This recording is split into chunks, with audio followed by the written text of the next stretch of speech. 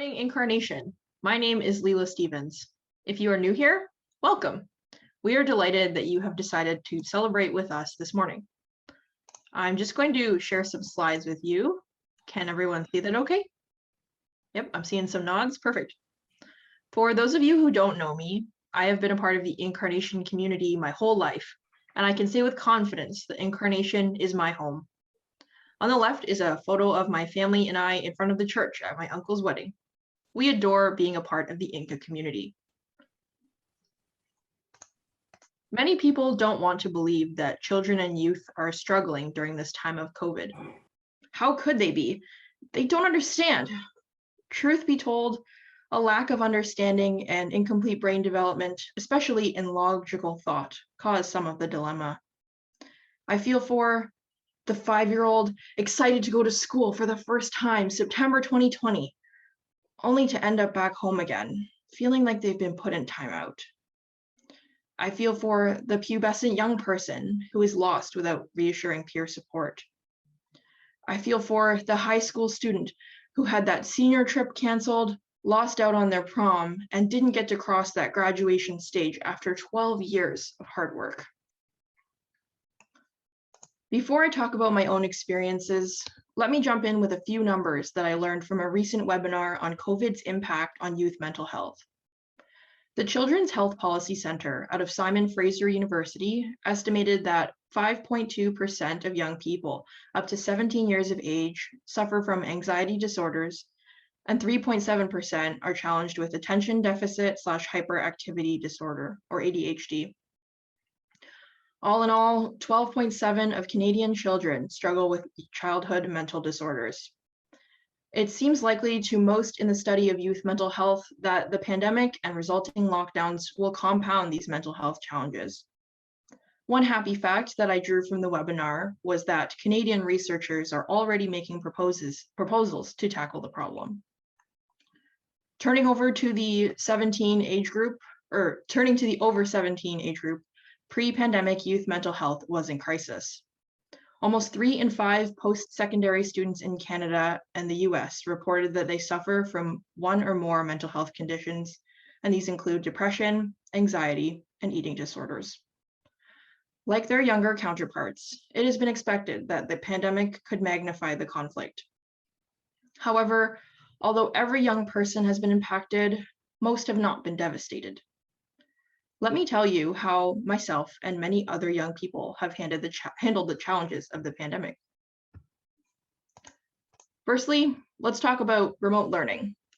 Students like me love to see professors face-to-face and fare much better in an in-person environment with live lectures, participation, hands-on seminars, and working alongside my colleagues. All this was put to a halt when the pandemic began last year. All I can do now is attend virtual office hours and send dozens of emails every day.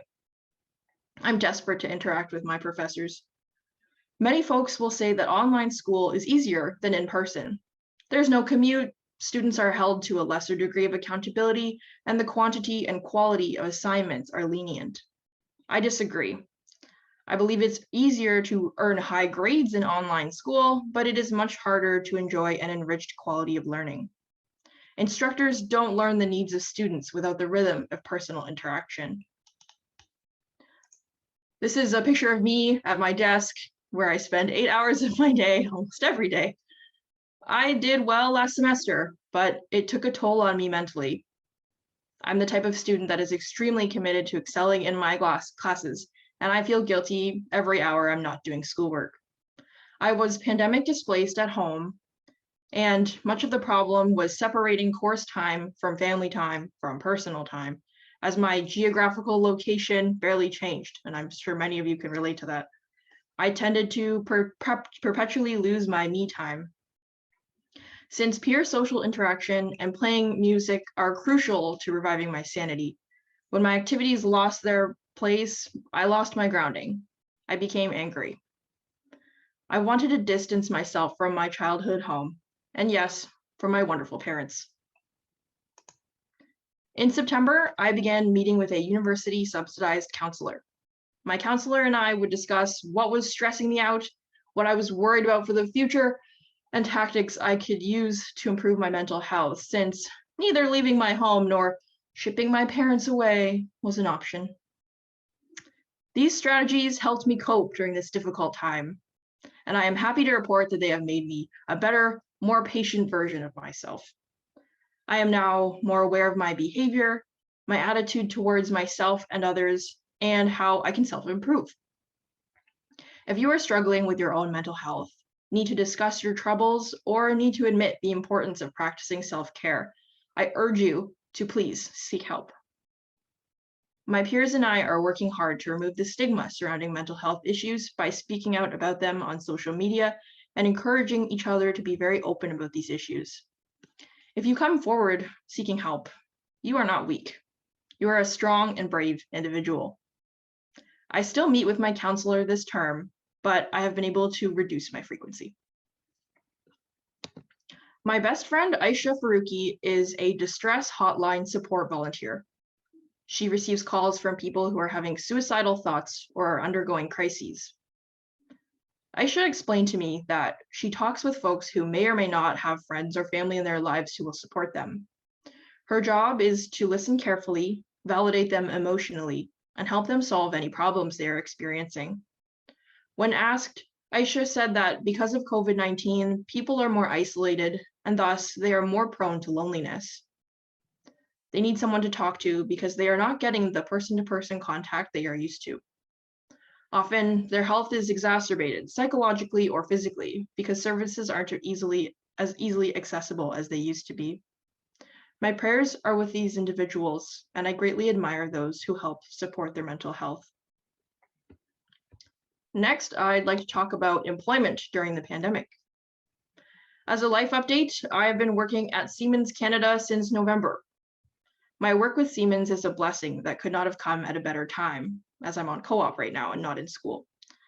I don't know if I would have been able to push myself through another semester of courses. My two friends, Andy and Matthew, dropped from the usual 5 classes to 3 this term to lower their stress levels and give themselves time to foster their mental health. I am lucky to be able to avoid the struggle of virtual education for the first 8 months of 2021. My Siemens co-op placement has me supporting their Engineering and Technology Academy, otherwise known as CETA, promoting the program and spearheading the enlistment process. My wonderful Siemens supervisors are working to tackle pandemic mental health head on. On Family Day, they curated me this mug. So you can see there's like a caricature. There's me on the side. And there's my whole team. That's my manager and then everyone else. So thank you, Siemens. I feel appreciated. The CETA program that I am recruiting only hires 15 engineering students per year, and we have received over 1,000 applicants from across Canada. I have been drowning in resumes and cover letters for 2 months.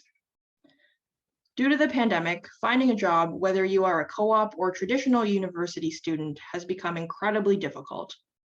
Phenomenal students are being turned away.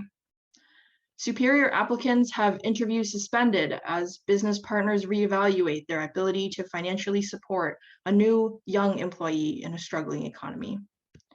Every workplace that turns down an eager student figures it's just one person, but most every company is doing it. I had to give my first decline phone call the other day, and it broke my heart. Few young people are gathering the experience they require to be competitive, and time marches on. Next year, more will be in the same skill level pool. And yet, humans are both creative and resilient. Chances are you've learned more than one way to hang out virtually with your friends and family.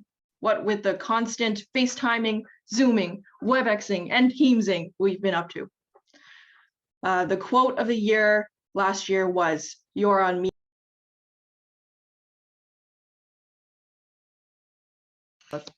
Whoopsies, my bad. Sorry, I was on mute. We all became more technologically savvy this year, and we can chat with loved ones with just a few taps. Be proud of that. It is a huge benefit for everyone because we can all stay connected. I'm so proud of my grandma in the bottom right of this picture. She has become a wizard on her phone this past year. You go, Grandma. Think about it. If this pandemic had happened just a decade ago, we wouldn't be capable of all this. To solve my lack of socialization with folks my age, I did what any Leila would do. I started hosting a weekly games night with my friends over Zoom last May. Have you heard of Jackbox games? I own all 36 of them and I am a complete addict. And if you need any recommendations, I've got your back. My friends and I use these 2 hours each week to reconnect, and we have so much fun together. About a month ago, we had our very own virtual prom, where we dressed up fancy and had drinks together. It was a ball. Social media is the young person's forte.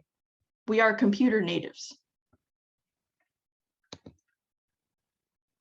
On top of this, I organize virtual high school reunions with my friends bi-monthly, and we take turns giving life updates about where we've moved, where we're studying, and if we're lucky, we'll have a teacher join in. My former teacher, Andrew Jones, is in that yellow circle there, and he was loved by all the students. We also have a pet show and tell each time where people introduce their cats, dogs, and sometimes lizards. And my friend Matt is teaching us sign language. If we get good at signing, we will overcome the Zoom problem of who can speak next. The final challenge I'll touch on is missing the gym. Not being able to take trips to the athletic center each week was sad for me and even more difficult for others. My good friend, Paige Westerman, is a nationally qualified bodybuilder, so you can imagine how stressful the pandemic lockdown has been for her and others in her shoes. By the end of March 2020, my mom and I started a workout program with Tracy McMaster, pictured here. Tracy, my mom, and I have Cawthor Park Secondary School in common. Mom and I have worked out 4 to 5 days each week, and lately Dad has joined in, and I could not be more proud of us. Endorphins for the win. Exercise has supported my mental health immensely and kept me healthy during these days of sitting at a desk for 8 hours or more. I highly recommend Tracy's program, and for anyone here, she even offers a 1-week free trial, and her energy is fantastic. In the summer and fall, my family and I would take walks every week. Can you believe that I've lived on third line in the QE my entire life, and not a single person from my household had ever been to 16 Mile Creek until the summer of last year? Yeah, the pandemic makes you do crazy things. If you are not doing so well in these times, my prayers are with you. Living through a pandemic is no easy feat. I urge you to find joy in the little things, like how spring is approaching and the sun sets later each day, how the birds chirp and the breeze flies, a good book, a good song. In December of 2019, I began gratitude journaling. Every 2 to 3 days, I would write down a list of things that I was grateful for. Some are simple, like sunshine, while others remind me of the deep connections I have with others, like board games with my dad, or the 300 noon-hour cribbage battles I have had with my mom. In times like this, it's important that we remind ourselves not of what we lack or what could be, but what is, and all the gifts God has given us. We are blessed in so many ways, and thanks to God, we are all wonderfully made. If you are doing better than average, don't say, it took a pandemic to make me blank. That's not a fair judgment on your part. Although the pandemic has had negative effects on so many people, you haven't given up a year of your life. Thank you for continuously working hard to keep your loved ones safe. Perhaps you've started a new job, or you've U-turned and decided to pursue a project that you never thought you would. Congratulations, you've made it exactly a year, and you are brilliant. Most of you who know me probably think I've got it all together, but I'm a young person, barely out of my teens, and I don't have enough experience to have it all together. When my world suddenly became smaller during the first lockdown, I was not happy with the me I was feeling. Luckily, my family was tuned into me, offered guidance, and I found support through counseling and weekly, no excuses, gotta be there, virtual game nights with a few close friends. The pandemic raged on, but my gray skies brightened. Through what I will describe as mental health check-ins with peers further afield, it became apparent that I could similarly lift their spirits. So weekly game nights have spread like ripples. My best friend Aisha even had her virtual birthday party over Club Penguin. And yes, in addition to games, sometimes we just talk and see one another. I've had more time to self-reflect than ever before. It's nice to enjoy a slower pace of life for once, even if shaking up my life means changing the layout of the furniture in my living room or using a different kind of shampoo. For some of us youth who have been forced back into our childhood homes and bedrooms, once you accept the reality of a new normal, it can be nice to have a second shot and moving in with the rents. It is very possible that there is more food in the fridge. To end off, here's a brief list of things that aren't canceled by the pandemic.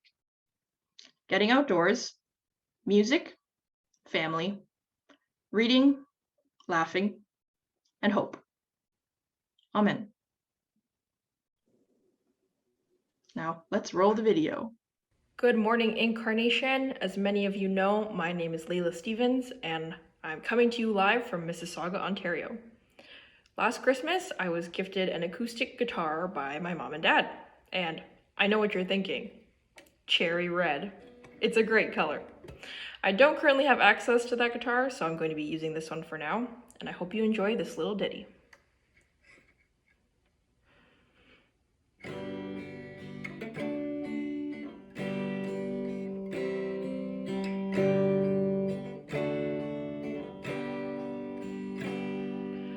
Edelweiss,